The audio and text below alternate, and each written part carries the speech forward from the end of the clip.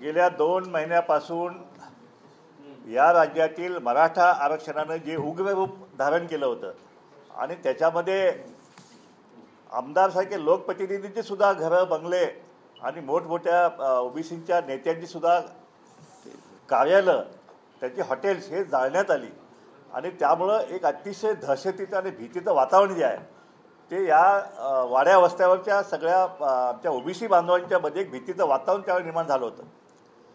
हे वातावरण जे आहे हे वातावरण त्या मानसिकतेतून ओबीसी समाजाला बाहेर काढण्यासाठी काल आमच्या सगळ्या ओबीसी नेत्यांनी ओबीसी एल्गार महामेळावा अंबड या ठिकाणी घेतला. अंबड या ठिकाणी का घेतला तर याच अंबडमधून हा मराठाचा एल्गार जो आहे तो त्या ठिकाणाहून सुरू झाला होता आणि म्हणून ही सभा जी आहे आम्हाला अंबडमधून सुरू करावी लागली. व्यासपीठावर ओबीसीच्या सगळ्या पक्षाचे सगळे नेते मंडळी जे आहे पक्षीय जोडे बाजूला ठेवून ओबीसीच्या आरक्षणाचं संरक्षण करण्यासाठी एकत्रितपणे झालेले उभ्या महाराष्ट्रातील ओबीसी आणि या सगळ्या भटक्यामुक्त समाजाच्या मंडळींनी पाहिलेली आहे आणि त्यामुळे एक सुरक्षिततेची लाट जी आहे ती या समाजामध्ये जाऊ शकली. कारण रात्री बेरात्रीसुद्धा या सरकारनं मराठा आरक्षणासाठी कुणबियांचे दाखले देण्यासाठी GR काढण्यात आले आणि त्यामुळं अशी एक भीती होती की कधी या मराठा आरक्षणाच्या दडपणाला बळी पडून या ओबीसीच्या आरक्षणाचा घास तर हे सरकार घेणार नाही का, या ओबीसीच्या आरक्षणाचा घास तर हा मराठा समाज घेणार नाही का. आणि अशा अवस्थेमध्ये कालचा एल्गार सभा जो आहे कालच्या एल्गार सभेमुळे ही सगळी भूमिका जे महाराष्ट्रातल्या सामाजिक न्यायाच्या चळवळीतला सगळ्यात मोठी ऐतिहासिक सभा जी आहे ती काल झालेली आहे आणि खऱ्या अर्थानं या महाराष्ट्रामध्ये आता इथून पुढं सामाजिक न्याय जो आहे सामाजिक न्याय या समाजाला जो दलित समाज असेल जो पीडित समाज आहे याला आता सामाजिक न्याय नाही म्हणण्याची हिंमत जी आहे ते कुठल्या सरकारमध्ये होणार नाही. आता ही जी सभा जी आहे ही सभा तर फक्त झाकी आहे. अभी ओबीसी का एल्गार और बहुत कुछ बाकी है. आता ह्याच्यानंतर हिंगोलीची सभा जी आहे ती 26 नोव्हेंबरला होत आहे आणि त्या हिंगोलीच्या सभेचे नियोजन आता सुरू झालेलं आहे आणि ही सभा जी आहे ती आता अंबडपेक्षा सुद्धा मोठी सभा होणार आहे आणि अशा प्रकारे हा ओबीसीचा एल्गार जो आहे त्या हिंगोलीच्या याच्या सभेमध्ये सुद्धा सगळ्या पक्षांचे सगळे नेते जे आहेत ते त्या ठिकाणी येणार आणि ओबीसी समाजाला आश्वस्त करणार आणि सरकारला इशारा देणार की कुठल्याही परिस्थितीत ओबीसी आरक्षणाला जर धक्का लावायची हिंमत या सरकारने केली तर या महाराष्ट्रामध्ये सत्ता बदल हा नक्कीच आहे. या सरकारला खाली खेचण्याची ताकद जी आहे ती या ओबीसी समाजामध्ये आहे. त्याची चुणूक जी आहे या महाराष्ट्रानं पाहिलेली आहे, सरकारनं पाहिलेली आहे आणि उभ्या देशानं सुद्धा पाहिलेली आहे आणि म्हणून या एल्गार मेळाव्याच्या माध्यमातून आम्ही हा ओबीसीच्या आरक्षणाचं संरक्षण जातीनिहाय जनगणना ओबीसीचा निधी जो आहे तो निधीसुद्धा या ठिकाणी काल भुजबळ साहेबांनी सांगितलं की हजारो कोटींचा निधी मराठा समाज बांधवासाठी दिला. आमचं म्हणणं नाही आहे की त्यांना दिलं गेलं पाहिजे पण आम्हाला निधी का देत नाही. आमची मुलं का सवतीची आहेत का, आम्ही ह्या महाराष्ट्र नागरिक आहेत का, या स्वराज्यामध्ये या ओबीसींचा काय वाटा आहे की नाही. होता जीवा म्हणून वाचला शिवा काय. हा जीवाच्या आता ह्या सगळ्या पिढ्या ज्या आहेत या महाराष्ट्राला उद्ध्वस्त होत चाललेल्या आहेत आणि म्हणून या ठिकाणी आता ओबीसी महाराष्ट्रातला संपूर्ण ओबीसी आता एकत्रितपणे एक संघटितपणे जे आहे हे आंदोलन जे आहे महाराष्ट्रामध्ये उभा राहणार आहे. आमचा मराठा आरक्षणाला मुळीच विरोध नाही हे मी वारंवार सांगितलेलं आहे आणि हे जे मराठा आरक्षण जे आहे 50% वरती वेगळं आरक्षण करून जी सकल मराठा 58 मोर्चाची मागणी तिलाच आमचा पाठिंबा आहे. बाकी दुसऱ्या कुठल्याही त्यांच्या मागणीला म्हणजे सरसकट कुणबी दाखले द्या आणि ओबीसीमध्ये घुसवा ह्याला ओबीसीचा विरोध राहील. टोकाचा विरोध आम्ही करणार आहोत. EWS आरक्षण जे आहे ते आता घटनेत दुरुस्ती करून मराठा समाजाला दिलेलं आहे. 10% EWS आहे आणि अन्याय झाला म्हणतात ते गरीब मराठ्यावर झालेला आहे. मग गरीब मराठ्यांसाठी आता आरक्षण आहे 10%पैकी 8.5% आरक्षण आता मिळालेलं आहे. आणखीन तुम्हाला जास्त पाहिजे ना तुम्ही घ्या ना मागून पण त्यासाठी तुम्ही आंदोलन करा. आता जी आंदोलन चाललेली आहेत मराठा समाजाची ती ओबीसीवर अन्याय करणारे आंदोलन आहे आणि म्हणून ओबीसीचा विरोध आहे. तुम्ही सांगा ना उद्या आम्हाला घटना दुरुस्ती करून 50%चं आरक्षण जे आहे ते 65% करा. आम्ही तुमच्यासोबत खांद्याला खांदा लावून लढू. परंतु हे मागणी राहिली बाजूलाच आणि दुसरी जी आहे या ठिकाणी आता ओबीसीमध्ये मागण्याचं आंदोलन जे आहे ते सुरू झालेलं आहे. सगळ्या नेत्यांनी नाही म्हणून सांगितलं आहे, सरकारने नाही म्हणून सांगितलेलं आहे. सगळे पवारसाहेब असतील, अजितदादा असतील, एकनाथ साहेब एकनाथ शिंदे मुख्यमंत्री असतील, शिंदे साहेब आहेत, त्यात फडणवीस साहेब आहेत, सगळ्या पक्षाच्या सगळ्या नेत्यांनी सांगितलं ओबीसीला धक्का लावायचा नाही. आणि मराठ्याला आरक्षणाला हे ओबीसीला धक्का न लावता वरचं आरक्षण देण्यात यावं. जे त्यांचं कोर्टात गेलेलं आरक्षण आहे ते टिकवण्यासाठी ते सरकार कटिबद्ध सरकारवर सांगण्यात आलेलं आहे. तरीसुद्धा जे आहे मराठा समाज त्यांची मागणी सोडायला तयार नाही आहे. आणि म्हणून हे महाराष्ट्रातलं हे जे सामाजिक जे विभाजन जे सुरू आहे त्याचे जे वातावरण सुरू झालेलं आहे मराठा आणि ओबीसी हा वाद जो सुरू झालेला आहे तो वाद अजूनपर्यंत मिटलेला नाही आहे. आणि म्हणून आम्हाला अतिशय सतर्क राहणं आवश्यक आहे. म्हणून आमचे एल्गार मेळावे, आमचे मोर्चे, आम्ही मागेच सांगितलं दिवाळीनंतर आमचे हे सगळं सुरू होणार आहे. आणि आता पहिली सभा आता झालेली आहे. आता हिंगोलीची सभा, त्यानंतर पश्चिम महाराष्ट्रात आमचे 2 मोठे मेळावे त्यानंतर होणार आहेत. प्रत्येक तालुक्यातला जे आहे 25-25, 50-50 हजारचे मोर्चेसुद्धा प्रत्येक तालुक्यामध्ये या ठिकाणी होणार आहेत. या ठिकाणी आमचे कोकणातले नेते आमचे या ठिकाणी उपस्थित आहेत. चंद्रकांत बावकर साहेब, रत्नागिरीला सुद्धा आमचा महामेळावा जो आहे त्या ठिकाणी होणार आहे. या ओबीसी चळवळीतला पहिला मेळावा जो आहे, पहिला मोर्चा 1 लाखाचा रत्नागिरीने घेतला होता. आता पुन्हा त्याच्या दुप्पट जे आहे तो मेळावा जो आहे तो रत्नागिरीमध्ये सुद्धा आमचे कोकणी बांधव जे आहेत ते घेऊन हा कुणबी दाखल्यांचा जो हा सरकारचा प्रयत्न आहे किंवा मराठा सहाय्य मागणी आहे ह्याला कोकणातला कुणबी समाज जो आहे पूर्ण ताकदीनिशी विरोध केल्याशिवाय स्वस्थ बसणार नाही आहे. आता सध्या संभाजीराजे पुण्यात पत्रकार परिषदेत बोलत आहेत की भुजबळ यांनी काल लिमिट सोडलेली आहे. ज्यावेळेस मी पहिल्यांदा भुजबळाला भेटलो होतो तेव्हा असं वाटलं होतं की शाहू महाराजांचे ते चांगले अभ्यासक आहेत. आता मला पश्चाताप होतोय आणि आता भुजबळांनी काल तर लिमिटच सोडले असं सांगितलं. कोण म्हणले असं? संभाजीराजे. बघा, संभाजीराजे हे मराठा आरक्षणासाठी त्यांनी चळवळ उभा केली, त्यांनी उपोषण आंदोलन केली. पण त्यांनी आतापर्यंत कधी ओबीसीमध्ये ह्या मराठा समाजाला घाला किंवा ओबीसीचं आरक्षण काढून मराठा समाजाला द्या अशा प्रकारची मागणी जी आहे ती संभाजीराजेंनी केलेली नाही. त्यामुळं सामाजिक न्याय जो आहे तो हे छत्रपती शिवाजी महाराजांचे हे वारसदार आहेत, ते गादीचे वारसदार आहेत. त्यांनी विचाराचा वारसा अजून तरी त्यांनी सोडलेला नाही आहे. आणि त्यामुळं ओबीसी बांधव जे आहेत त्यांचा विश्वास अजूनही राजघराण्यावरती आहे. आणि अशा प्रकारे आमचे नेते जे आहेत छगन भुजबळ साहेब आहेत, छगन भुजबळ साहेब जे आहेत त्यांच्यावरती वैयक्तिक टीका मराठा समाज नेते करत होते. त्यावेळी संभाजीराजेंनी सुद्धा त्यावेळी त्यांची भूमिका त्यांनी स्पष्ट करणं आवश्यक होतं. मग आता भुजबळ साहेबांनी त्यांची भूमिका स्पष्ट केल्यानंतर आता संभाजीराजे बोलत आहेत. संभाजीराजेंना माझी विनंती आहे की आपण छत्रपती महाराजांचे आपण गादीचे वारसदार आहे, विचारांचे सुद्धा वारसदार जे आहे आपण असायला पाहिजे आहात अशी आमची भूमिका आहे. आणि त्यामुळं ओबीसी नेत्यांच्यावरती एखादी भूमिका जर स्पष्ट केली असेल तर त्या बाबतीत काही वाईट वाटून घ्यायला नको अशी आमची त्यांना विनंती आहे. भुजबळ दंगली घडवण्याचा प्रयत्न करतायत. मुख्यमंत्री उपमुख्यमंत्र्यांनी भुजबळांचं बोलणं थांबवा अन्यथा आमचा नाईलाज होईल असं मनोज जरांगे पाटील म्हणतात. दंगली कुणी घडवली आतापर्यंत? कुणामुळे दंगल झालेली आहे, कशामुळे झालेली आहे, त्या दंगलीत कुणाची घरे पेटवलेली आहे, कुणाची हॉटेल जळलेले आहेत, हे सगळं उभ्या महाराष्ट्रानं पाहिलेलं आहे. भुजबळ साहेबांना दंगल घडवायच्या भुजबळ साहेब शांत बसले नसते. त्यांनी फक्त आदेश द्यायची बाकी हे होती. अजूनसुद्धा त्यांनी काल पण त्याच्या भाषणात सांगितले की शांततेनं उत्तर आपण देऊया, आक्रमकता कुणी दाखवायची नाही. जे काय आंदोलन आहे आमची शांततेनं लोकशाहीच्या मार्गानं आमचे आंदोलन असतील. भुजबळ साहेब असं कुठलंही वक्तव्य जे केलेले आहेत. उलट ही उग्र आंदोलनं जी आहेत या महाराष्ट्रामध्ये पेटवा पेटवीचं आंदोलन जे आहे ते मराठा समाजाकडून झालेलं आहे.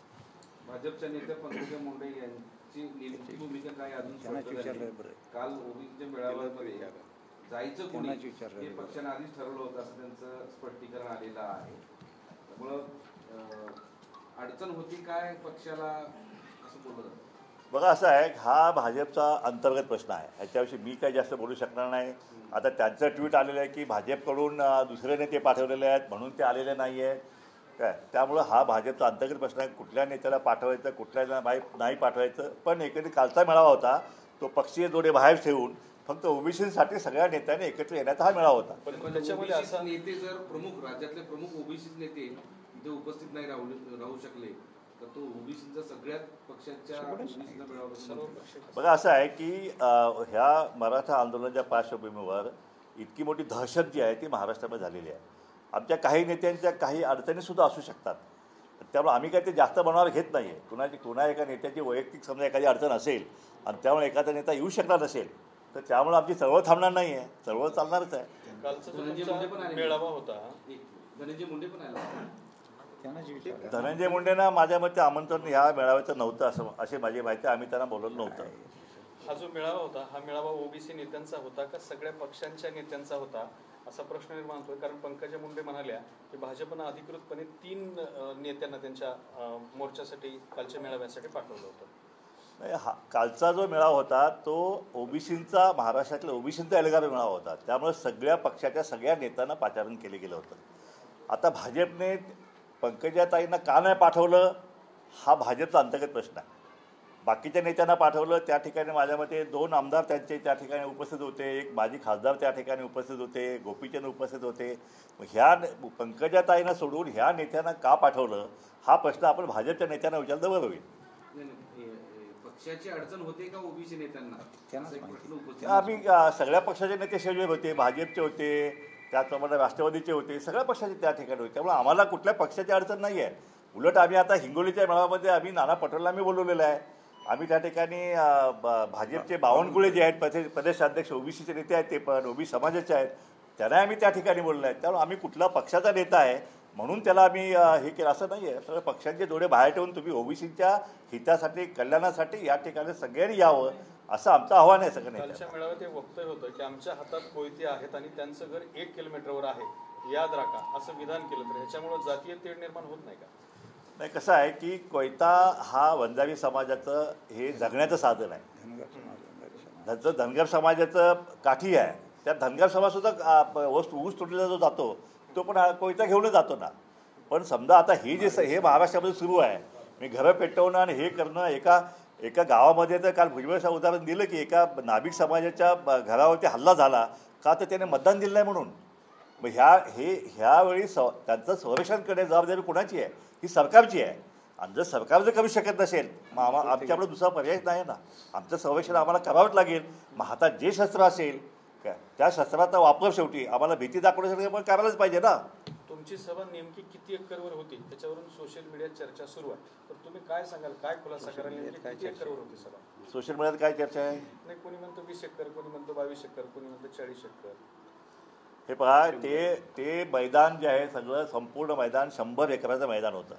पण ते 100 एकराचं मैदान ओसांडून बाहेर किती किलोमीटर बाहेर लोक थांबले होते आणि 2-3 किलोमीटर बाहेर अजून लोक थांबले होते. आणि आमच्या ह्या सभा ज्या आहेत एकरात बिकरात मोजता येणार नाही आहे. काय आमची गर्दीचे आमचे उच्चांक जे आहेत अजून होणार आहेत. त्यामुळे कृपया आमच्या सभांना एकरात मोजू नये. सरसकट एखाद्या जातीला जर दुसऱ्या प्रवर्गात टाकता येत नसेल तर धनगरांची जी मागणी आहे की आदिवासी प्रवर्गात टाका, तर ते होऊ शकेल का? धनगरांची मागणीचा हा प्रश्न वेगळा आहे. त्यांना त्या प्रवर्गात टाका असं मुळीच म्हणायचं नाही आहे. धनगर समाजाची मागणी काय आहे की आम्ही यापूर्वीपासून अगदी ब्रिटिश काळापासून अगदी निजामाच्या काळापासून आम्ही एस टीमध्ये आहोत. फक्त या स्वतंत्र भारतामध्ये जी यादी निघाली शेड्यूल ट्राईबची त्यामध्ये 36 नंबरला धनगरच्या ऐवजी धनगड शब्द झाला गेला. आणि हा धनगड नावाचा जमात या देशामध्ये कुठंच अस्तित्वात नाही आहे. ह्या वरच्या 4 राज्यांनी सुद्धा सिद्ध झालेला आहे. इथं सुद्धा विधानसभेमध्ये महाराष्ट्र शासनाने जाहीर केलं आहे की धनगड नावाचं कुटुंब या महाराष्ट्रात एक सुद्धा नाही आहे. उत्तरेतल्या 4 राज्यांनी निर्णय घेतलेला आहे की धनगड म्हणजे धनगर आहे आणि त्याला सवलती चालू केलेले आहेत. शेड्यूल ट्राईब सवलत चालू केले आहे. मग महाराष्ट्र सरकार हा शब्द का स्वीकारत नाही आहे हा धनगरांचा प्रश्न आहे. आम्हाला कुठल्या वर्गात जायचं नाही आहे. हे बघा, कुणबी आणि मराठा हा विषय जो आहे तो फार वेगळा विषय आहे. आता आमचे कुणबीचे आमचे या ठिकाणी नेते आहेत, त्यांनी स्पष्टपणे सांगितलेलं आहे की कुणबी आणि मराठा यांचा रोटीबेटी व्यवहार होत नाही आहे. कुणबी हा तिथं एकदम क्षुद्र असा त्या ठिकाणी वावरतो आणि मराठा जो आहे तो जमीनदार आणि वतनदार जो आहे तो उच्च समाज आहे. जी मराठा समाजाची जी कुणबीची व्याख्या जी आहे की जो शेतकरी तो कुणबी आणि जो कुणबी तो ओबीसी, हा जो पॅटर्न जो आहे ह्या पॅटर्नला आमचा विरोध आहे. हे काही सत्य नाही आहे. कुणबी याची कन्सेप्ट तुमच्याकडे तुमची काय कुणबी बाबत? हे बघा, जो शेतमजूर आहे जो वेठबिगार आहे, जो शेतीमध्ये मोलमजुरी हमाली करतो तो कुणबी आहे. कुणबी हा शेतीचा मालक नाही आहे, हा शेतातला मजूर आहे आणि त्याला तो मागास आहे. त्याला हिणवलं जातं. लग्नामध्ये त्याला बाजूला त्याची पंगत बाजूला बसवली जाते. म्हणजे जी दलित बांधवांना जी ट्रीटमेंट दिली जाते ती कुणब्यांना दिली जाते. आणि म्हणून नारायणाने आणि आपण कदवांची जर आपण बघितलं असेल की आम्हाला कुणबी हे आम्हाला ह्या 96 कोळी मराठ्यांना मुळीच मान्य नाही आहे हे त्यांचे नेतेच म्हणत आहेत. याच मुद्द्यावर याच पॉईंटवर जर तुम्ही विदर्भ, पश्चिम महाराष्ट्र आणि उत्तर महाराष्ट्रात जे कुणबी झालेले आहेत ज्यांच्याकडे शेती आहे, मग त्यांची शेती त्यांना नको आहे, ती कुणबी नाही. बघ आता हे कुणबी जे दाखले शोधतायत ना, त्यामध्ये आता मारवाड्यांचे पण निघाले. आता तुम्ही असं म्हणालात की ज्यांच्या नावावर शेती आहे असं नाही, जे शेतमजूर आहेत ते कुणबी आहेत असं तुमचं म्हणणं आहे. पण विदर्भ, कोकण, पश्चिम महाराष्ट्र नावावर शेती असून सुद्धा कुणबी आहे. मागासवर्ग ठरला पाहिजे, कुणबी असला तरी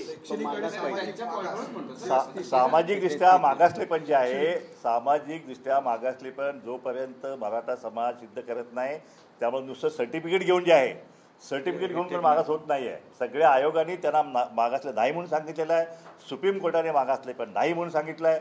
त्यामुळे 50% आतमध्ये कुणबीचे दाखले घेऊन मराठा समाजाला प्रवेश करता येणार नाही, ओबीसीमध्ये जाता येणार नाही. त्यांना घ्यायचं असेल तर वरचं द्यावं. जर असं काय त्यांनी प्रयत्न केला तर आम्ही कोर्टामध्ये प्रत्येक जीआरला जो आहे तो आम्ही कोर्टामध्ये आव्हान दिल्याशिवाय थांबणार नाही. एक आता सरकार या दोघांच्या याच्यामध्ये ओबीसी आणि मराठा आंदोलनाच्या मध्ये एक तोडगा काढते, असं कळतंय. हिवाळी अधिवेशनामध्ये एक नवा कायदा येतो, जो नवा कायदा मराठा आरक्षण देईल अशा पद्धतीची माहिती समोर आलेली आहे. म्हणजे ओबीसीतून आरक्षण मराठ्यांना देणारच नाही, सरकारची भूमिका दिसते. सरकारने यापूर्वी भूमिका स्पष्ट केलेली आहे की आम्ही ओबीसी आरक्षणाला धक्का लावणार नाही. ही सरकारची भूमिका आहे, त्यात सगळ्या पक्षांची भूमिका आलेली आहे. त्यामुळं आरक्षणाला धक्का जो आहे ते लावणार नाहीत असं आश्वासन दिलं आम्हाला त्यांनी. पण जे सरकारकडून आम्हाला जे सांगण्यात आलेलं आहे की मराठा समाजाला आरक्षण जे कोर्टामध्ये टिकलेलं नाही आहे, सुप्रीम कोर्टामध्ये, ते आरक्षण टिकवण्यासाठीची प्रक्रिया जी आहे ती प्रक्रिया करून आम्ही मराठा समाजाला टिकणारं आरक्षण देणार आहे, कोर्टात टिकणारं आरक्षण देणार आहे, अशी भूमिका जी आहे ही राज्य सरकारची आहे. महाराष्ट्रामध्ये नवीन कायदा आणण्यासाठीचा विचार सुरू आहे. बघा, कुठलाही कायदा जर ह्या घटनेविरुद्ध असेल किंवा आमच्या आरक्षणाला धक्का लावणारा त्याच्यामध्ये काय एखादं कलम असेल तर त्या कायद्याला नक्कीच आम्ही आव्हान दिल्याशिवाय राहणार नाही. मराठ्यांना बॅकडोर आरक्षण कोण देत आहे? हा एकट्या शिंदेचा निर्णय आहे की मग तुमचा रोग शिंदे, फडणवीस, अजित पवार या तिघांवर? बघा, हा सरकारचा निर्णय आहे, त्यामुळे ते एकटा शिंदे साहेबांचा असं मी म्हणणार नाही. तो निर्णय सगळ्या सरकारच्या, त्यात सगळे मंत्री त्यात जबाबदार, सगळे जबाबदार त्यामध्ये. आणि कुणीही निर्णय घेतला असेल तर तो निर्णय अयोग्य आहे. आणि निजामाच्या नोंदी तुम्ही शोधताय, आता निजामाच्या आम्ही मान्य केलं ना, 5,000, 6,000, 11,000, आता लाखोच्या संख्येनं नोंदी तुम्ही म्हणाले की आता सगळ्या महाराष्ट्रात नोंदी शोधायला तुम्ही. मग निजामाच्या काळामध्ये धनगरांच्या नोंदी एसटी मध्ये आहेत, धोबी एसटी मध्ये आहे, बंजारा त्या ठिकाणी आहे, विमुक्त त्या ठिकाणी SC/ST मध्ये आहेत. मग त्यांच्या नोंदी तुम्ही काय हे करत नाही? भटके त्या ठिकाणी SC मध्ये आहेत, मग त्या नोंदी तुम्ही का तपासत नाही? जी शिंदे समिती तुम्ही नेमताय तशी एखादी शेणगी समिती तुम्ही नेमा ना, मग बघा काय होते ते. जालन्यात महिला पोलिसांची गैरवर्तणूक झाली आणि सगळ्या आयोगावरचे अध्यक्ष जे आहेत ना ते मराठा नेमलेले आहेत. माझा आक्षेप आहे की जे राणे समिती नेमली मराठा अध्यक्ष, त्यानंतर म्हसे आयोग नेमला अध्यक्ष मराठा, गायकवाड आयोग नेमला मराठा, एवढंच काय योगायोग म्हणा काय माहीत नाही, पण ज्या जजने निर्णय दिला हायकोर्टमध्ये तो योगायोगानं तो मराठा निघाला. आता जी शिंदे समिती नेमलेली आहे ते शिंदे पण मराठा, न्यायाधीशांवरच संशय. जे न्यायाधीश, मग भोसले कमिटी, जी कमिटी नेमली 3 रिटायर्ड हायकोर्ट जज नेमत आहेत ते सगळे मराठा का? त्यात तुम्हाला एखादा ओबीसी किंवा बाहेरचा कोण दिसत नाही का? मग जर तुम्ही हे मराठा समाजाला सर्वेक्षण करण्यासाठी, हे करण्यासाठी, नोंदी शोधण्यासाठी जर मराठाच तुम्ही नेमणार असाल, मग आमच्यासाठी तुम्ही का नाही शेणगे वगैरे हे सगळे बाकी बहुजन समाजातले दुसरे आहेत ना, हायकोर्ट जे रिटायर झालेले आहेत ना, ते तुम्हाला सापडत नाहीत का? त्यांना नेमा ना तुम्ही. भुजबळ साहेब सरकारचे मंत्री आहेत, त्यांना या समितीवर ऑब्जेक्शन घ्यायचं नाही सुचलं का? त्यावेळेस सगळे मराठी घेतलेलं आहे ना, नाही बोललेले, त्यांना घेतलेलं आहे. त्यांना भुजबळांच्या अध्यक्षतेखाली त्यावेळी ओबीसीसाठी मंत्रिमंडळ उपसमिती नेमली होती. ती आता मंत्रिमंडळ उपसमिती सुद्धा रद्द झालेली आहे. फक्त मराठा समाजासाठीच मंत्रिमंडळ उपसमिती आहे. चंद्रकांतदादा पाटलांनी त्यावेळी जी आकडेवारी जाहीर केली ती मंत्रिमंडळ उपसमितीची आकडेवारी आहे. भुजबळांनी जो काल आरोप केला की जालन्यात महिलांची गैरवर्तणूक झाली, दगडफेक झाली, आधी दगडफेक झाली आणि महिला पोलिसांची गैरवर्तणूक झाली, तर या त्यांच्या आरोपाशी तुम्ही सहमत आहात का? हे पण असं आहे की त्या दिवशी जे झालं काय, जे भुजबळ साहेबांच्या कानावर आलं त्याची भुजबळ साहेबांनी चौकशी करण्याची मागणी केलेली आहे. महिला आयोगानं चौकशी करायची मागणी केलेली आहे. ती चौकशी होऊ द्या ना. त्या चौकशीमध्ये दूध का दूध पाणी का पाणी होईल ना. कुणी कुणाला हात लावलं, कुणी आधी मारहाण केली, कोण जखमी झाले, त्यात कोण जबाबदार आहे हे महाराष्ट्रामध्ये येणं आवश्यक आहे. म्हणून आम्ही सुद्धा त्या अहवालाची वाट बघतोय. फडणवीसांनी माफी मागितली पण किंवा सरकार म्हणून त्यांनी ती माफी मागितली असेल, पण माफी मागितली म्हणजे गुन्हेगाराचा गुन्हा माफ झाला असं होत नाही ना. जे गुन्हेगार आहेत या याच्यामध्ये ह्या दंगलीमध्ये जाळपोळ केली, सगळं सगळी यंत्रणा वेठीस धरली, ते गुन्हेगारांना शिक्षा झालीच पाहिजे ना. एक प्रश्न असा आहे की राज ठाकरे असं म्हणतायत की दिसतं तेवढं सोपं नाही आहे. कोणी आहे का जरांगे पाटलांच्या मागे? नक्कीच असतील. नक्कीच नाही, प्रश्न कळला नाही मला.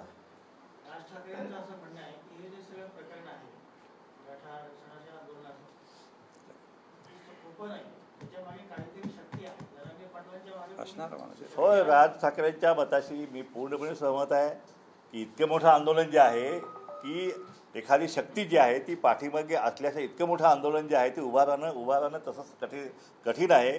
आत्ता तरी प्रथमदर्शी दिसत आहे की जरांगेच्या पाठीमागं मराठा गावगाड्यातला मराठा समाज उभा असे दिसतंय.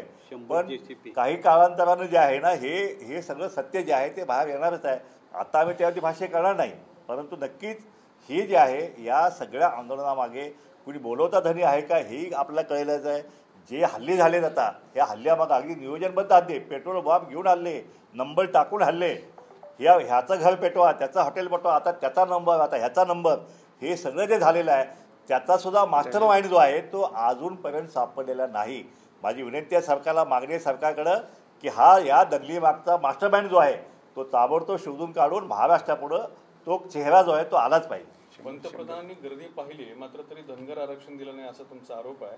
म्हणजे मग भाजपनं फसवणूक केली तुमची असं म्हणायचं का? यापूर्वीच आम्ही म्हणलेलं आहे की देवेंद्र फडणवीसांनी पहिल्या कॅबिनेटमध्ये आरक्षण देतो म्हणून सांगितलं आहे. आम्हाला सत्तेत बसवा, पहिल्या कॅबिनेट आरक्षण गेलो, शेकडो कॅबिनेट संपल्या, 5 वर्षाची टर्म सगळ्या कॅबिनेट संपल्या. आता दुसऱ्या सरकारच्या टर्म आल्या सगळ्या, तिथल्या कॅबिनेट झालेल्या आहेत, पण कुठल्याही कॅबिनेटमध्ये धनगर समाजाचा आरक्षणाचा धसुद्धा जो आहे तो काढलेला नाही. स्वतः मोदी त्या ठिकाणी येऊन या ठिकाणी सोलापूरला असेल, सांगलीला असेल, त्या ठिकाणी धनगर समाजाचं आरक्षण हे दिलं जाईल अशा प्रकारे त्यांनी आम्हाला आश्वासित केलं होतं. परंतु आता 10 वर्ष झाली त्यांनी सुद्धा धनगर समाजाचा धसुद्धा काढलेला नाही. त्यामुळं आमचा आक्षेप आहेच. धनगर समाजाला जरांगे पाटलांचा पाठिंबा आहे. काय म्हणले? धनगर आरक्षणाला जरांगेंचा पाठिंबा आहे. पाठिंबा आहे. आणि तुम्ही कसला पाठिंबा आहे? आरक्षणाच्या आंदोलनाला पाठिंबा. त्यांचं म्हणणं आहे दोघांचं दुःख सारखं आहे. हे पहा, धनगर समाजाचा एसटीच्या आरक्षणाला ज्यांनी पाठिंबा दिलेला आहे आम्ही त्याचं स्वागत केलेलं आहे. परंतु जरांगे पाटलांचं जे काय आता ओबीसीमध्ये आता धनगर समाज आहे, आता सध्या धनगर समाज जो आहे तो ओबीसीमध्ये आहे. एनटीमध्ये जे आरक्षण धनगर समाजाला आहे ते ओबीसीमधलं आहे. आज त्यांना राजकीय आरक्षण धनगर समाजाला आहे ते ओबीसीमधलं आहे. त्यामुळे एकीकडं धनगर समाजाच्या एसटीच्या आरक्षणाला पाठिंबा द्यायचा आणि दुसरीकडे धनगरांचं आरक्षण जे ओबीसीमध्ये आहे त्याच्यामध्ये शिरगाव करायचा, कुणबीचे दाखले घेऊन जे आहे या भूमिकेला आमचा विरोध आहे. तुम्ही अशा घरासाठी भांडताय जे घर सोडण्यासाठी तुम्ही संघर्ष करताय. तो लढा आमचा पूर्वीपासून आहे, 70 वर्षापासून लढा आहे तो. तुम्हाला सोडायचंच आहे तरी नाही, मुळीच नाही, सोडायचा मुळीच असा विषय नाही आमचा. आमचं हे बघ असं आहे की एखादा समाज जो भटका समाज आहे तो स्वतःच्या पोटाची खळगी भरण्यासाठी सगळ्या रानावनात भटकतोय. त्याला सगळ्या यंत्रणेनं त्याला एसटी हे केलेलं आहे. फक्त एका हिंदी बाबूने जे आहे ते धनगर ड केलं, कारण हिंदीमध्ये जो शेवटचा शब्द र येतो तो लिहिताना ड लिहिला जातो आणि या हिंदी बाबूने तो ड लिहिला आणि तो आमच्या बोकांनी बसला आणि 4 पिढ्या धनगरांच्या या ठिकाणी मातीत गेलेल्या आहे. त्यामुळे तो लढा जो आहे तो लढा धनगरांचा हा चालूच राहणार आहे. जोपर्यंत एसटी मिळत नाही आहे तोपर्यंत धनगरांचा एसटी आरक्षणाचा लढा जो चालूच राहणार आहे. पण जोपर्यंत एसटी मिळत नाही आहे तोपर्यंत धनगर समाज जो आहे ओबीसीचं आरक्षण जे आहे त्याचं संरक्षण जे आहे ते घेतल्याशिवाय राहणार नाही. विमुक्त भटके पण जमाती आहेत, त्याचं काय?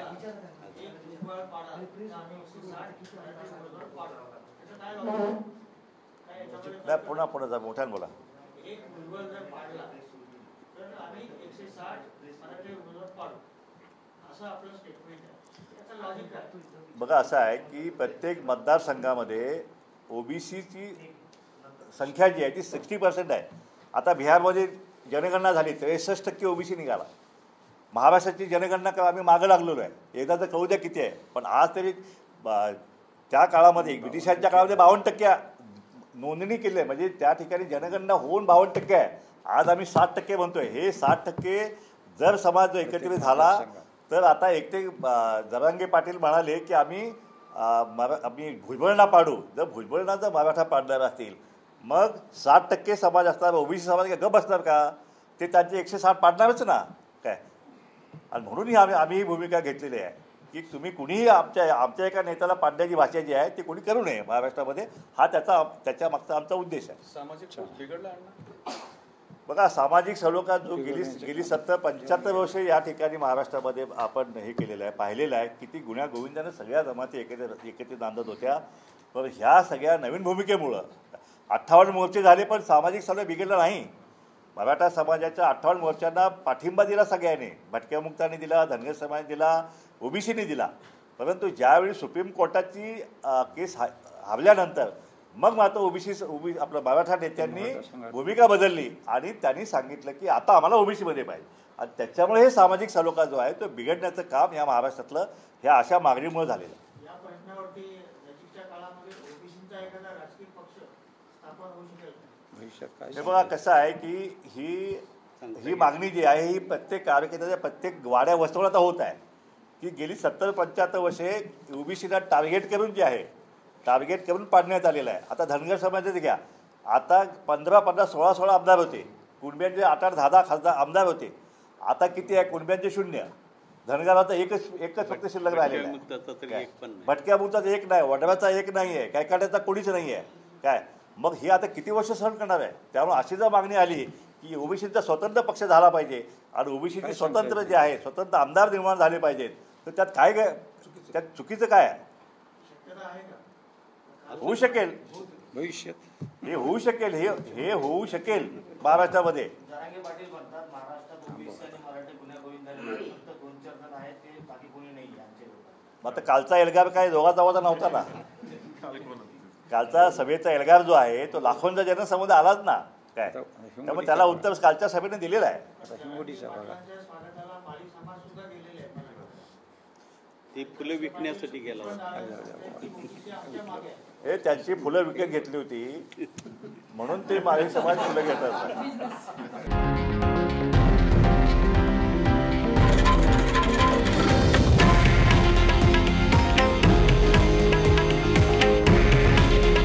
हे आहे देशातील नंबर 1 न्यूज नेटवर्क आणि आपण पाहत आहात TV9 मराठी. काळजी तुमची, हित महाराष्ट्राचं.